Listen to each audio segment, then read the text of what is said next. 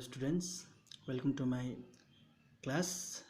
So as we are learning the new chapter, that is forces and motion, including Newton's laws of motion. So this is the next second chapter of physical science, class 9. So today we will discuss about displacement time graph. Okay, so displacement time graph, so it is a graph drawn between displacement and time. Okay, so you can see here, in one side I'll draw here displacement, in one side here I'll draw here time. Okay, so as you can see, we are dealing from the page number 22 of physical science. Okay, so you can see here the bottom portion of the page, displacement time graph. Okay, so now first of all we'll draw a graph like this when the graph is in parallel line. Okay, now this graph, how it is being shown, it is parallel. So this graph is parallel to time axis. Okay, so if this type of thing is given to you, okay, and you are asked what is the meaning of this. Okay, so displacement time graph, displacement I told you, whenever you change your body its position from one place to another, it is called displacement. Okay, or you can say shortest distance between any 2 point is called displacement. Okay, so suppose your book is on the table, now you take to another table, that is called displacement. एउटा चिजलाई अर्को अर्को एउटा चिजलाई चाहिँ अर्को ठाउँ सार्नलाई त्यसलाई भन्छ displacement. Okay, now first of all we'll see a graph which is parallel. Okay, now this graph is parallel to time axis. Okay, time axis ma cha. Now what is the meaning of this one? Now it means that body is not changing its position with respect to time. भन्नुको मतलब चाहिँ अब फर्स्टमा के हुँदैछ भन्दाखेरि यो body चाहिँ कहाँ छ, यहाँ छैन. यहाँबाट चाहिँ माथि गयो भने चाहिँ के हुन्छ भन्दाखेरि, माथि गयो भने चाहिँ के हुन्छ, यसले के हुन्छ, ठाउँ चेन्ज गर्दछ नि त. यसले के गर्छ, ठाउँ चेन्ज गर्दछ. तर यहीँको यहीँ अब सिधै यहीँ एउटा लाइनमा गयो भने चाहिँ के हो, यसको मतलब के भन्दाखेरि चाहिँ बडी चाहिँ हल्लेको छैन, जहाँको त्यहीँ छ. तर टाइम चाहिँ के हुँदैछ, मुभ हुँदैछ नि त. टाइम चाहिँ यहाँदेखि स्टार्ट भयो भने चाहिँ टाइम चाहिँ के हुँदैछ, रनिङ हुँदैछ नि त.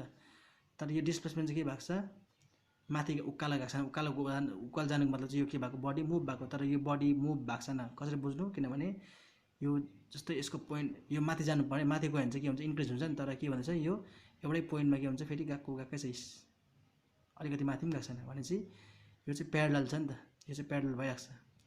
तर टाइम चाहिँ के भइरहेको छ, यतापट्टि बढिरहेको छ. टाइम बढेको चाहिँ यसरी थाहा हुन्छ, यतापट्टि गयो भने चाहिँ टाइम बढ्छ, अन्त यति माथि गयो भने चाहिँ डिस्प्लेसमेन्ट बढ्छ नि त. तर डिस्प्लेसमेन्ट बढेको छ, बढेको छैन नि त, किनभने डिस्प्लेसमेन्ट फेरि एउटै जग्गामा छ नि त. तर टाइम के भइरहेको छ, बढिरहेको छ नि त. यसको मतलब चाहिँ के हो भन्दाखेरि चाहिँ टाइम चाहिँ के हुँदैछ, पास हुँदैछ, टाइम चाहिँ के हुँदैछ, बित्दैछ, तर डिस्प्लेसमेन्ट चाहिँ भएको छैन, मतलब बडी चाहिँ मुभ भएको छैन. So it means that when graph is parallel, so when graph is parallel to time axis, then it means body is not changing its position with respect to time, okay. So you can see here, it is parallel, means it means the body is not changing its position with respect to time. That means body is at rest. Directly body is at rest. So this is the meaning of first one, when the graph is parallel. Now next one is number 2, when the graph is, you can see here, now the graph is like this. Now the graph, you can see it is like this, straight line. So this side displacement, this side time. Now can you tell me what is the meaning of this?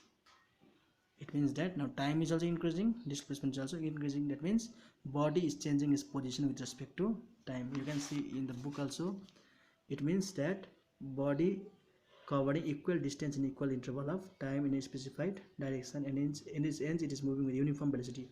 Uniform velocity भनेको चाहिँ के हो भन्दाखेरि चाहिँ, जस्तै अब यो body चाहिँ यहाँबाट स्टार्ट गर्यो, 20 km/h ले हिँड्दैछ अरे भनेपछि यहाँ पुग्दा पनि 20 km/h, यहाँ पनि 20, यहाँ पनि 20, यहाँ पनि 20 भनेपछि यसको स्पिड भेलोसिटी चेन्ज भएको छैन. भनेपछि युनिफर्म भेलोसिटीले कुदिरहेको छ यो, के हुँदैछ यो युनिफर्म भेलोसिटीले के भइरहेको छ कुदिरहेको छ okay so that's why now this when the graph is straight line it means a body is changing its position with respect to time and how body is moving with uniform velocity okay now next one is number 3 you can see here when you see the graph like this when you see a graph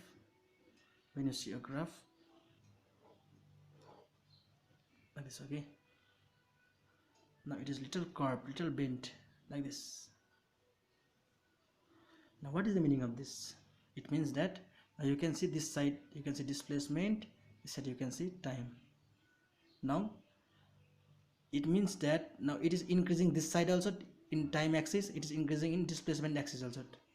यो displacement पट्टि पनि increase भइरहेको छ time पट्टि पनि increase भइरहेको छ तर यो के भइरहेको छ यो अलिक बाङ्गिरहेको छ ओके न बाङ्गिनुको मतलब चाहिँ के भन्दाखेरि चाहिँ यसको स्पिड चाहिँ घरिघरि चेन्ज भइबस्दछ घरि यसमा 20 घरि 30 घरि 40 घरि 50 घरि 60 भनेपछि यसको के हुँदैछ स्पिड के भेलोसिटी के हुँदैछ चेन्ज हुँदैछ सो यसको मिनिङ चाहिँ के हो भन्दाखेरि चाहिँ यसको मिनिङ चाहिँ के हो भन्दाखेरि चाहिँ a body is moving with variable velocity भन्दा भन्छ भेरिएबल भनेको changing velocity it means the body is moving with respect to time a body is moving with respect to time okay a body is moving with respect to time with variable velocity okay a body is moving with variable velocity okay यसको meaning बुझ्यो हैन अब अलिक bend भइराको मतलब चाहिँ के हो सिधा भएको भए चाहिँ के हुन्छ यसको स्पिड चाहिँ सेम भएको हामीले बुझ्थ्यौ हामीले त्यसको के हुन्छ यो अलिकति यो ग्राफ बेन्ड भएको मतलब के हो यसको स्पिड घरि 30 घरि 40 50 60 भने चाहिँ चेन्ज भइराको छ ओके न त्यही भएर चाहिँ यसको स्पिड चाहिँ के भएको छ यो यसको चेन्ज भइरहेको छ हैन भने चाहिँ body is moving with variable velocity लेखेको छ this body is moving with variable velocity and hence it has uniform acceleration मतलब भेलोसिटी चाहिँ के हुँदैछ चेन्ज भेलोसिटी चाहिँ चेन्ज हुँदैछ अन्त हामीले पढेको हिजो नै पढेको when velocity change rate of change of velocity is called acceleration के हुँदैछ एक्सेलरेसन बुझ्यो हैन when velocity changes we call it acceleration भने के हुँदैछ यहाँ एक्सेलरेसन चाहिँ के हुँदैछ यहाँ युनिफर्म हुन्छ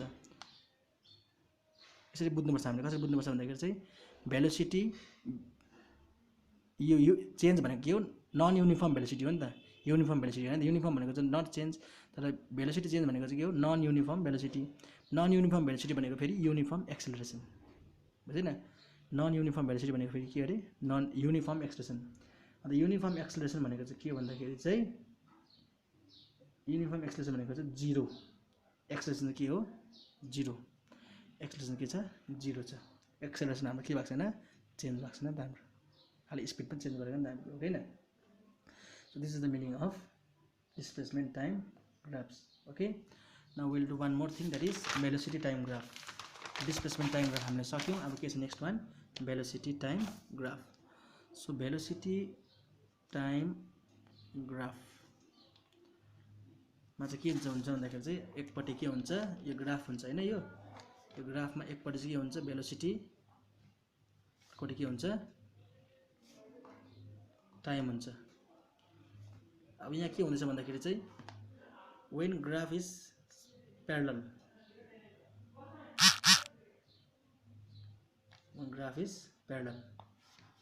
when graph is parallel छ भने के हुन्छ ग्राफ जब प्यारलल छ भने चाहिँ के हुन्छ भन्दाखेरि चाहिँ बडी भेलोसिटी के भइरहेको छ यसको कन्स्ट्यान्ट छ भेलोसिटी के भइरहेको छ नट चेन्ज हैन भेलोसिटी चाहिँ के छ is not changing okay velocity same छ टाइम पनि के हुँदैछ बित्दैछ body is moving with some velocity हैन body is moving with some velocity but what kind of velocity uniform velocity okay अन्त युनिफर्म भेलोसिटी भनेको के हो भेलोसिटी युनिफर्म भेलोसिटी बुझेन अब यसको meaning when in velocity time graph when it is when graph is straight line when graph is parallel line you have two think that body is moving with uniform velocity भनेको चाहिँ without changing its velocity अन्त uniform velocity भनेको मतलब के हो acceleration चाहिँ के हुन्छ फेरि एक्सेलरेसन चाहिँ के हुन्छ 0 हो एक्सेलरेसन के हुन्छ 0 युनिफर्म भेलोसिटी भनेको के एक्सेलरेसन के हुन्छ 0 अनि अघि हामीले एउटा मिस्टेक गरेछौँ के मिस्टेक गरेछौँ भन्दाखेरि चाहिँ एक्सेलरेसन 0 हुँदैन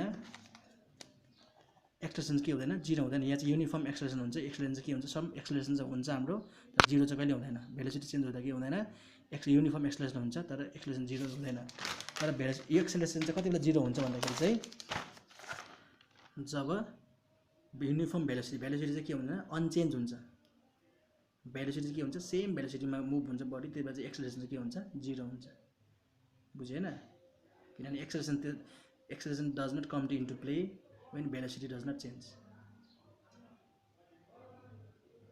Okay, so this is all about velocity time graph. Okay, so I hope you have understand the graph between displacement time graph and velocity time graph. Okay, so for today I am teaching you and explaining you only this much. Okay, so next time I am going to teach you acceleration time graph. So one more part of graph is left, that is acceleration time graph, that I'll be teaching you in next class. Okay, so for today try to understand only this much. Okay, and try to revise again and again at home. Okay, and practice properly. Thank you.